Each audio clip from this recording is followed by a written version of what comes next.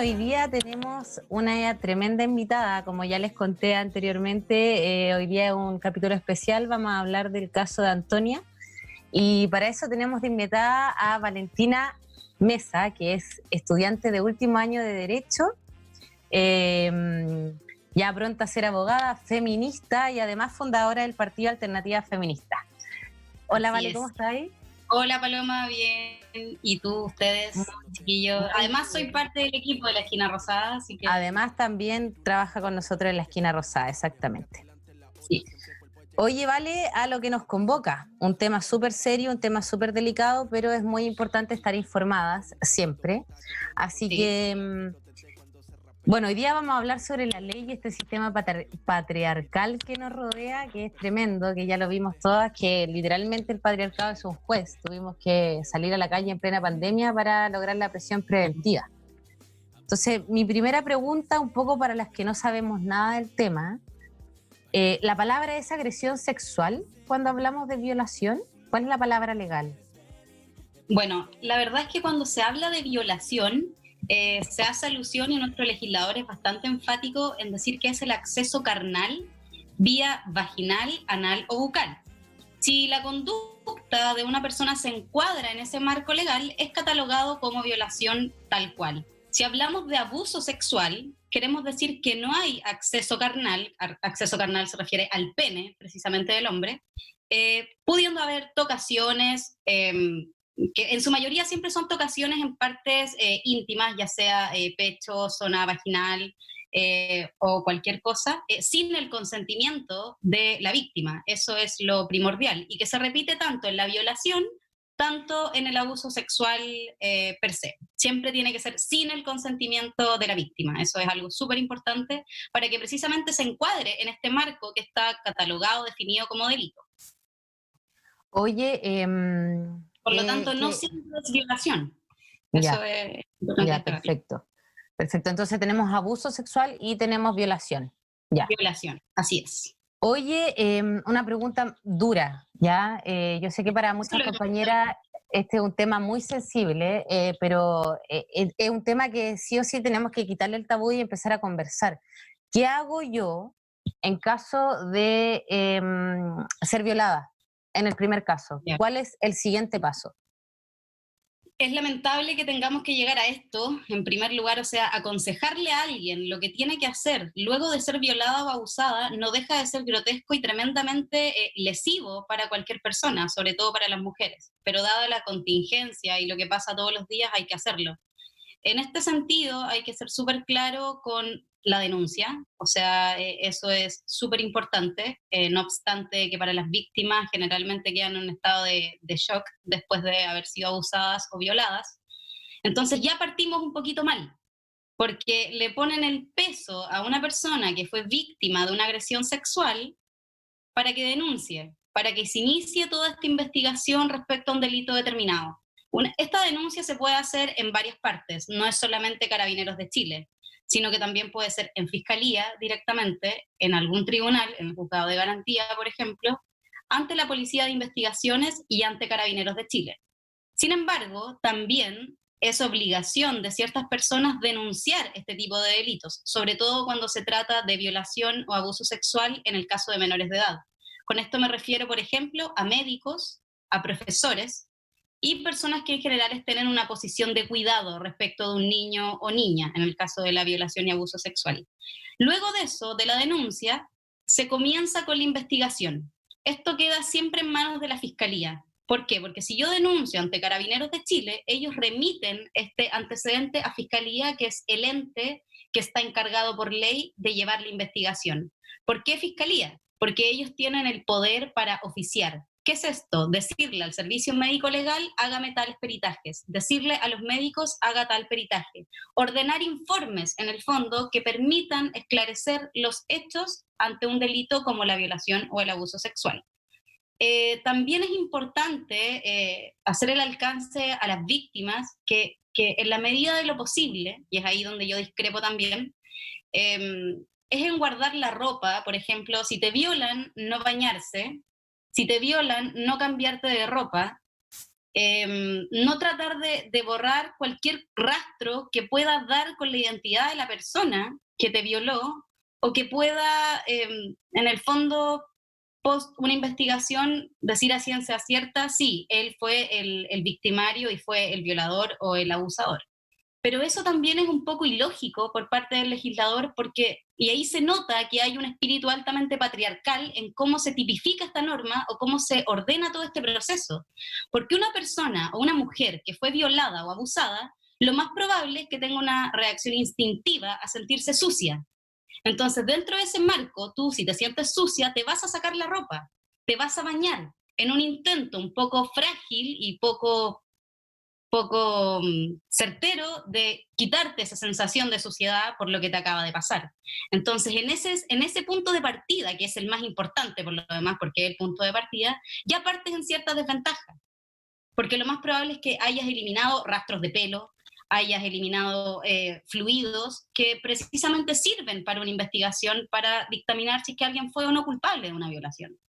Entonces, Oye, en ese eso, sentido, el legislador es machista y es patriarcal porque no comprende a cabalidad qué es lo que se siente ser víctima de un abuso o de una violación. claro, en el fondo lo que tú dices es que si yo estoy en la posición de que acabo de ser violada, yo no me tengo que prácticamente tocar, tengo que No, o sea, tienes inmediatamente, inmediatamente ir a denunciar. Y ya, ya sea ir a un hospital, porque sobre los médicos pesa la obligación de denunciar, sobre todo en los hospitales públicos, si es que ellos creen a su criterio que alguien fue víctima de una violación. ya, Doble obligación pesa si es que la persona que llega es un menor de edad, ya, ok, de denunciar lo que ellos sí, creen. Entonces, si te violan, directamente acude a Carabineros de Chile, a Policía de Investigaciones, o lo que yo siempre recomiendo es ir directamente a Fiscalía. Porque entre todos los caminos que hay, los que están mejor capacitados para recibir a personas que han sido víctimas de abuso sexual o de violación, o de cualquier delito que tenga connotación sexual, porque no es solo abuso y no es solo violación, ellos están mejor capacitados para enfrentarlo. Tienen un equipo diseñado para darle protección a la claro, tienen víctima, tratar de psicólogos, ayuda claro, psicológica, tienen redes de apoyo. Ellos son los encargados en el fondo, iniciar la investigación y también ver qué hacer con la víctima. Entonces, en un caso de violación, ir directamente a fiscalía, ojalá en un rango de tiempo que no sea mayor a 12 horas, ir a denunciar la agresión sexual. ya, oye, bueno, difícil Difícil, que, por supuesto que súper sí, difícil, porque es una experiencia bastante traumática. por supuesto. Otra de las preguntas que nació mucho a raíz del caso de Antonia fue qué pasa si esta agresión pasó hace ya 1 año o 2 años. A todas las que Ya, estamos metidas en colectivas feministas o estamos trabajando, digamos, activamente en el feminismo, nos llegaron muchas preguntas respecto a eso. ¿Qué pasó si a mí me claro. violaron hace 3 años atrás y no tengo pruebas? Pero ahora me atrevo a denunciar. ¿Qué hago? Claro, eso también es otra arista que también es obviamente deficiente del sistema, porque lo más probable es que las personas víctimas de violencia sexual o de delitos sexuales no vayan en el periodo inmediato a denunciarlo. Ahora, una cosa distinta es que tú no tengas pruebas y otra cosa distinta es que no puedas denunciar. ¿Por qué? Porque hay algo que se llama prescripción de la acción penal. La regla general es que sean 5 años desde que se comete el delito, en que empieza a correr ese tiempo en el que tú puedes denunciarlo y se investiga porque el delito en sí no está prescrito, o sea, la acción que tú puedes ejercer. Es un tema altamente técnico, pero a grandes rasgos es eso. Oye, Ahora, espera, como para aclararle a la menor de edad, gente, prescrito es que venció un poco el delito. no es que vence el delito, sino que vence o caduca la acción que tú tienes para pedir que se investigue. Ya que eso en el fondo es lo más importante, o sea, puede haber un delito y si yo no tengo cómo denunciarlo porque no estoy capacitada para hacerlo, no tiene ningún sentido que exista el delito. Ahora, esto es súper importante porque hace poquito se modificó la ley penal y declara imprescriptibles la acción penal para los delitos que sean violación, acoso sexual, estupro en contra de menores de edad. Eso es bastante ¿Solo bueno. menores de edad? Todos los menores de edad, todos los menores de edad.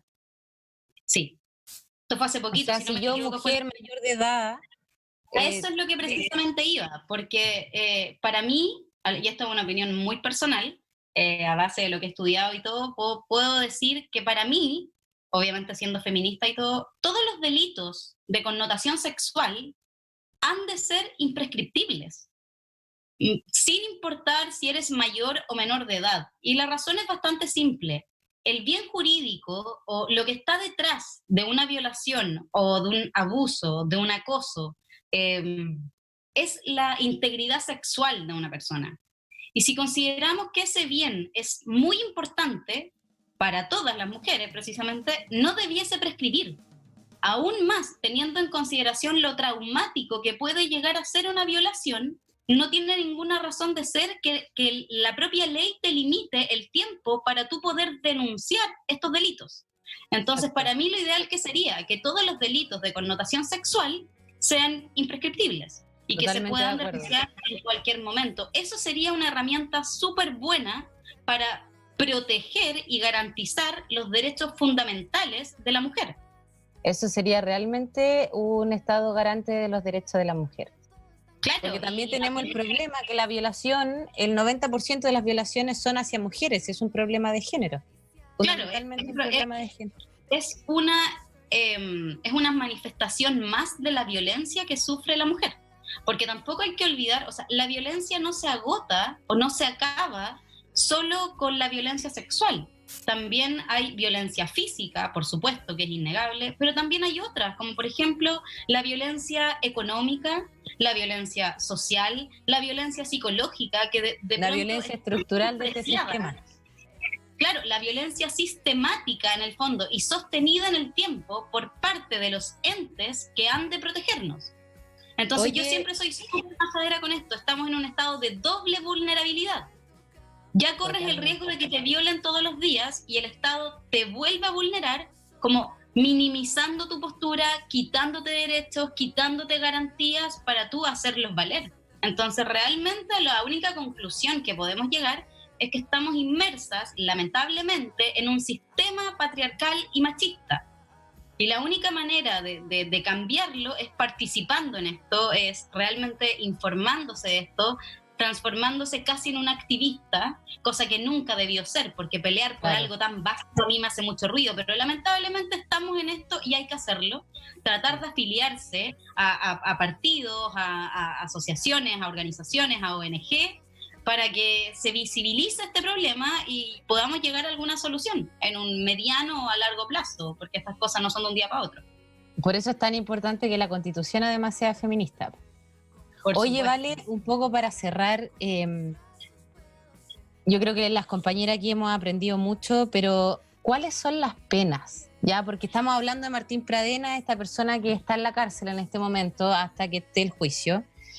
Sale culpable Martín, porque no creo que no lo salga, o sea, espero que no. Y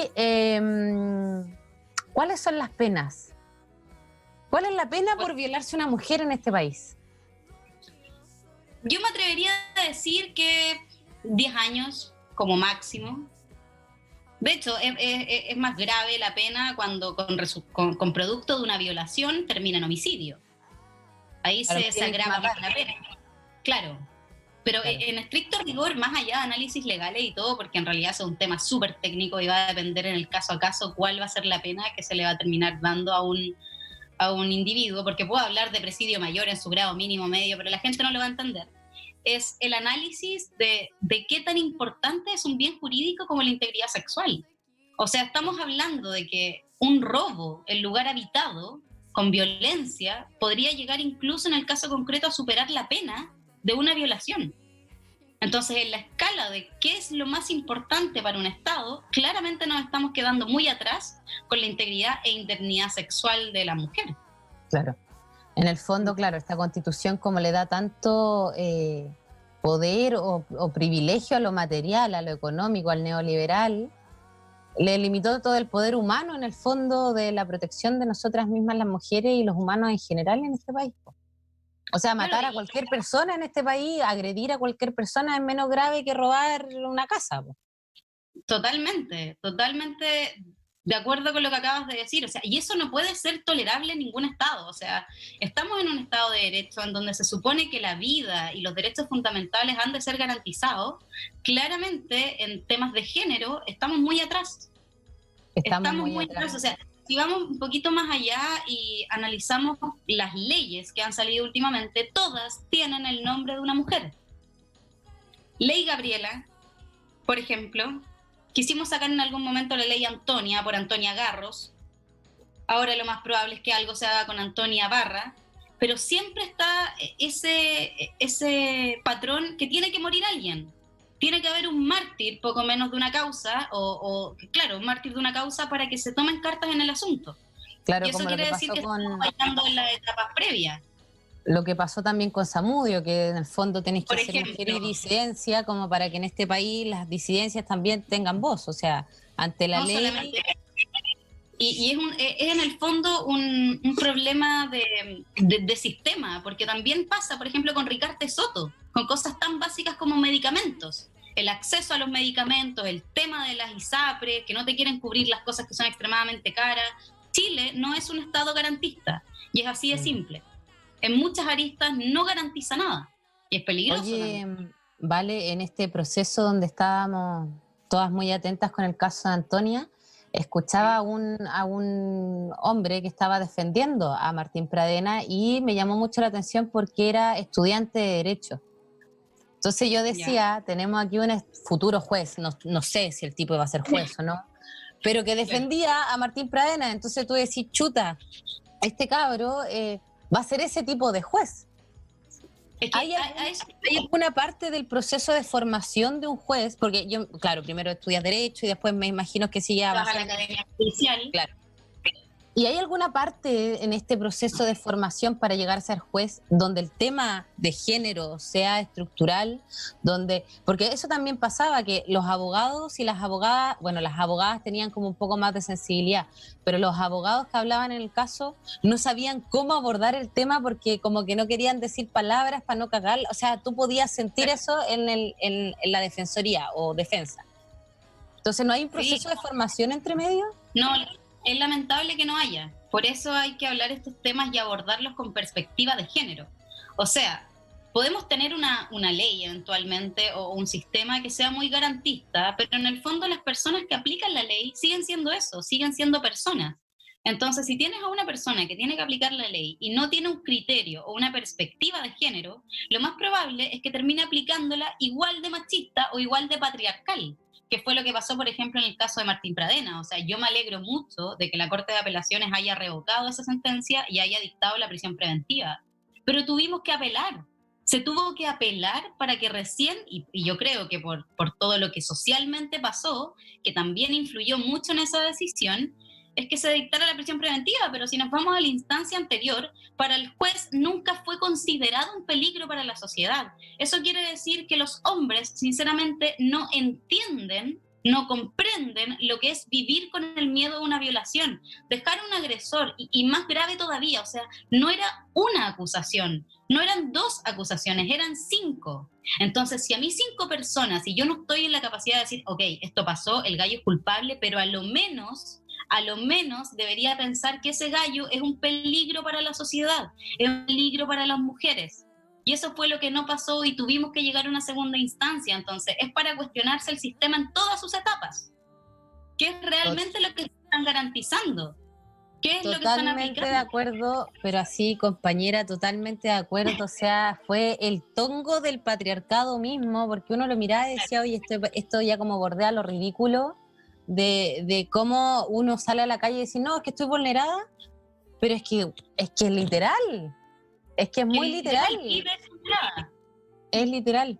Oye, Vale... Lo más grave es eso, que en el fondo uno, lo complejo, porque también esto es muy grave, lo complejo que es denunciar un delito de connotación sexual, llegar a estas instancias, porque hay que tener unas agallas tremendas para denunciar un delito de violación sexual, porque siempre te cuestionan desde la etapa 1, llegar a una instancia en que se está preparando el juicio, alegar ante un juez, y que esa persona no considere que es un peligro para la sociedad, ¡qué tremendo! O sea, no hay ningún reconocimiento, ninguna protección para esa víctima, para su familia, para quienes resultaron hostigados. Entonces es complejo, y eso solamente nos demuestra que en materia de integridad sexual y en lo que a delitos conlleva, no está bien legislado, no está bien pensado. ¿Y precisamente por qué? Porque el legislador es hombre, porque hay poca representatividad, porque hay pocas comisiones de expertos, porque las etapas legislativas quizás no son tan representativas como debiesen ser, porque al parecer la integridad e indemnidad sexual de las mujeres no cuenta como algo que... No cuenta, es terrible, no cuenta. Entonces se invisibiliza demasiado y generan este tipo de cosas. O sea, ¿qué ganas le van a quedar a alguien que vio todo este juicio mediático en la tele que se transmitió 2 días, en donde al parecer todo lo que se presentó no convenció al juez? Porque es eso, a mí no me convence, entonces lo dejo en libertad o con arraigo nacional y arresto domiciliario. Pero chuta, o sea, nadie me protege. No me protegieron antes de que me violaran y no me protegen ahora que ya me violaron y que decido denunciarlo. Claro. Entonces, muy grave la situación, es sumamente grave. Con una amiga hablábamos de que prácticamente en este país te tenés que grabar mientras te están violando para que el juez te crea. O sea, en ese es como así de ridícula la situación. Como, oye, me vaya a violar, espérame, déjame prender la cámara para que alguien me crea después de esto, porque, o sea, en el fondo sí. Es terrible porque vivimos en una sociedad que está inmersa en la cultura de la violación, en donde lamentablemente siempre se tiende a justificar con mayor o menor intensidad la conducta violadora. Claro. Se justifica, es que ella estaba curada, es claro, que ella estaba drogada, es que la Yo quedé súper impresionada, no sé, yo no sabía que eso, es que ella estaba curada, podía ser como como realmente una defensoría en un caso legal. O sea, es que no debiese ser. Ahí deja mucho que desear del abogado defensor, porque en el fondo... Bueno, es que el abogado defensor no tenía herramientas para defender, pues empezó ahí a... Se defiende lo indefendible en el fondo y es ahí donde se llega a este tipo de argumentos que parecen ridículos, porque, y quiero ser súper clara en esto, si una mujer está curada, si una mujer está drogada, si una mujer... no sé, tiene alguna deficiencia quizá intelectual que no puede decidir bien sobre su cuerpo, con mayor razón no hay un consentimiento libre. Entonces, como si partimos de la base que una mujer no está en capacidad de consentir una relación sexual, ¿cómo va a ser eso una justificación a una agresión sexual? Sí, no hay nada lógico detrás de eso, no tiene sentido. Entonces, es triste en el fondo, es súper triste. Oye, Vale, y tú que claramente conoces más el tema legal que las que no estamos en ese mundo, supongamos que mañana a ti te toca escribir la Constitución y te toca reorganizar todo el sistema procesal penal y todo. ¿Qué cambiarías? ¿Cambiarías las condenas de la violación? ¿Cuál sería para ti como abogada, como estudiante de Derecho de último año, la condena para la violación? Y como mujer también, y como feminista. Yo arriesgándome, y esta es una opinión súper personal, ¿sí? Quiero aclarar eso, yo partiría de los 15 años. Sí. Partiría de los 15 años, como mínimo, porque en el fondo es una transgresión tan grande hacia otra persona y que en el fondo le deja secuela para toda la vida. O sea, una persona que, imagínate lo grotesco que tiene que ser, que te dan una pena de 7 años por violación, pasan esos 7 años, lo más probable es que la víctima no haya sanado lo que implica una violación y se encuentra con el agresor en la calle. No, espantoso. Entonces es realmente espantoso.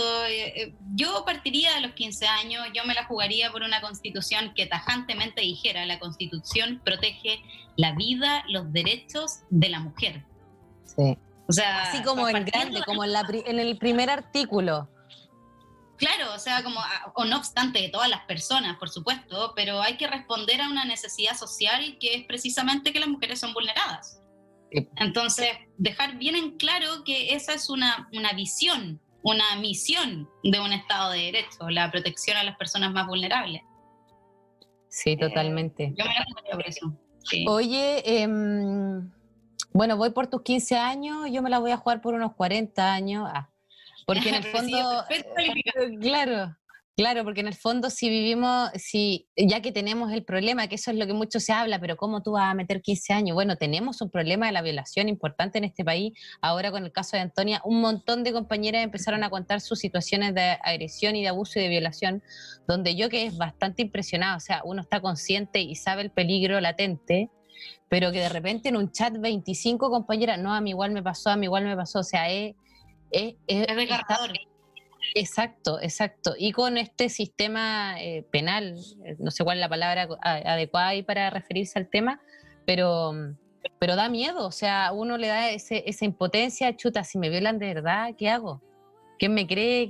Yo sé yo sé que mis cercanos me van a creer, pero resulta que el juez no me va a creer, a no ser que, claro, lleve el videito. ¿Quién te debería creer? O sea, claro. Es en el fondo un humano que imparte justicia, y parte de la justicia es dar protección a quien fue vulnerado en sus derechos, en uno de los derechos más íntimos. O sea, imagínate en la violación, te accedieron carnalmente, hasta leerlo un poco crudo, vía vaginal, anal o bucal.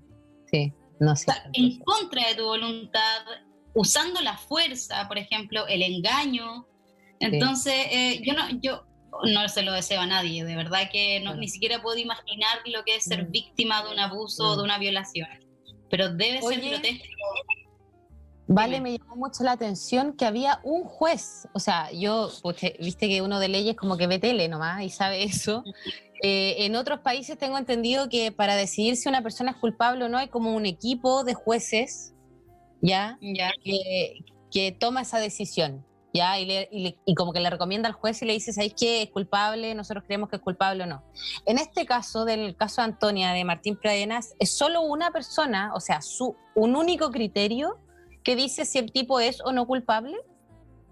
No, mira, lo que pasa es que nuestro proceso penal, y eso es lo que mucha gente no entendía, y no tienen tampoco por qué entender, si en este país la educación cívica deja bastante que desear, como que eso debería pasarse en el colegio.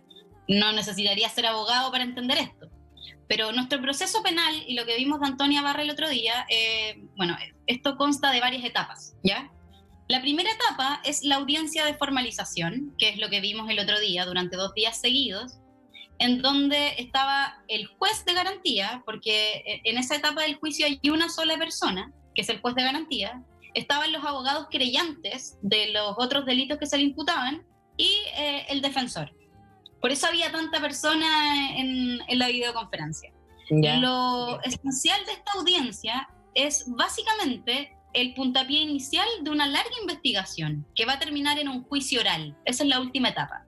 Entonces, como audiencia de formalización, primer trámite, lo que se hace es comunicarle a la persona del imputado, en este caso Martín Pradenas, cuáles eran los delitos que se le imputaban, argumentar por qué se le imputaban esos delitos, y en estricto rigor pedir ciertas medidas como por ejemplo la prisión preventiva, ¿ya? En esa instancia solo hay un juez, porque va a decretar el plazo de la investigación, va a decir qué es lo que se va a investigar, va a decretar las medidas pertinentes al caso. Luego viene la preparación del juicio oral, terminada la investigación y todo, y finalmente se llega a un juicio oral en donde ahí tenemos a 3 jueces. En esa etapa final, en donde realmente se condena o se absuelve a alguien, es decir, es culpable o es inocente, ahí sí es un tribunal colegiado. Porque la función del juez de garantía, que era el que vimos el otro día, era simplemente formalizar la investigación, decretar las medidas cautelares, pero en ningún caso estaba dictaminando una sentencia sobre si Martín Pradenas era o no era culpable. Eso se va a ver recién en el juicio oral, cuando se tengan las pruebas y cuando se esté ante 3 jueces. Eso es colegiado. Así que qué bueno saber eso, porque bueno, ahí vamos a estar todas las feministas, por supuesto, atentas a este juicio que va a ser sin duda el juicio del año, esperando por supuesto ahí lo que tú llamas cadena perpetua, ¿cómo es? Presidio perpetuo calificado, no, pero no se puede porque para la violación no es ese presidio el que Claro, entonces vamos a tener que cambiar la ley, claramente. Claramente. Oye, Valentina, muchas gracias por tu tiempo. Creo que has aclarado un montón de dudas. Yo traté ahí, no pude seguir a las chiquillas en el chat que estaban contando sus experiencias. Por supuesto, uno abre estos espacios y las compañeras se desahogan porque es una situación que nos toca a todas de alguna u otra forma. De alguna u otra forma hemos sufrido agresión sexual, ya sea de las más duras hasta las más simples, que se llaman cuando te agarran el poto en la micro, en la calle, que también es un tipo de agresión sexual. Así que muchas gracias, Valentina, por ilustrarnos con este tema. Algo súper cortito que quiero invitar a todas las chicas que nos vieron o a quien sea que se afilie al PAF, que nos ayude con las firmas. precisamente estamos tratando de cambiar el sistema desde adentro, estamos en desacuerdo con todos estos tipos de violencia, con todos los tipos de violencia, y necesitamos el apoyo, porque o si no nos vamos a quedar abajo de la constituyente y eso va a ser súper lamentable y tenemos la oportunidad de cambiarlo. Porque ahora, además tenemos la oportunidad de escribir una constitución paritaria y feminista, así que esa oportunidad no la vamos a perder. No hay que perdérsela. Así que ahí muchas gracias. Muchas gracias ahí a las chiquillas para que se sumen también a ese tremendo proyecto, y que es un proyecto político feminista. Y eso, pues muchas gracias por estar hoy día acá con nosotros en la Esquina Rosada. Un placer tenerte, Vale, y le dejo el micrófono a los compañeros que están aquí en el panel.